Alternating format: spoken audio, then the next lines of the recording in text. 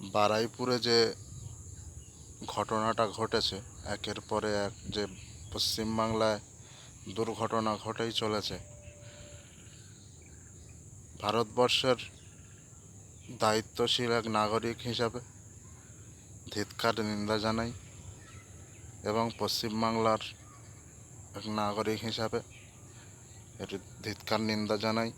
বারুইপুরে যে খেলা নিয়ে এক ভাইকে কুপিয়ে খুন করা হয়েছে, দুর্দান্ত যেন তাদেরকে গ্রেফতার করা হয় এবং আইনত সমস্ত ব্যবস্থা নিয়ে যেন তাদেরকে যাবজ্জীবন জেলের ব্যবস্থা করা হয়।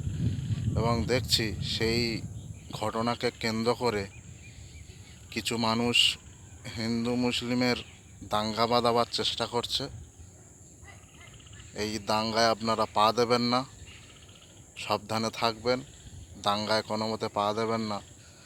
কারণ তারা বলতে চাচ্ছে যে সারা জীবন আমরা কি জেহাদিদের অত্যাচার সহ্য করব? জেহাদিরা কি আপনাদের সবসময় অত্যাচার করে যাচ্ছে পশ্চিমবাংলায়? জেহাদি বলতে কাদের বোঝায়? আপনি কি মুসলিম জাতিকে বলছেন? একজনের জন্য কি সমস্ত মুসলিম জাতি খারাপ হয়? আপনি বলুন, আপনারা বলুন যে বারুইপুরে যে 12 বছরের নাবালিকাকে ধর্ষণ করেছে, সেখানে তো হাজার হাজার হিন্দু মা আছে, বোনেরা আছে, ভাইয়েরা আছে, দাদারা আছে, তারাও তো প্রতিবাদ করেছে। তেনার যার মেয়ে গিয়েছে, তিনি একবার কি বলেছে সারা পুরো হিন্দু জাতিরা কি খারাপ? এতটুকু কথা কি আপনারা শুনেছেন তেনাদের মুখ থেকে? আপনারা শোনেননি। কারণ একটা জাতের মানুষ যদি ভুল করে, সেই ধর্মটাকে খারাপ বলা যায় না।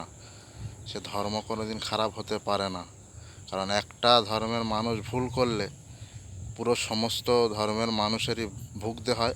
এটা আমরা জানি, ছোটোবেলা থেকে এগুলো আমরা দেখে আসছি।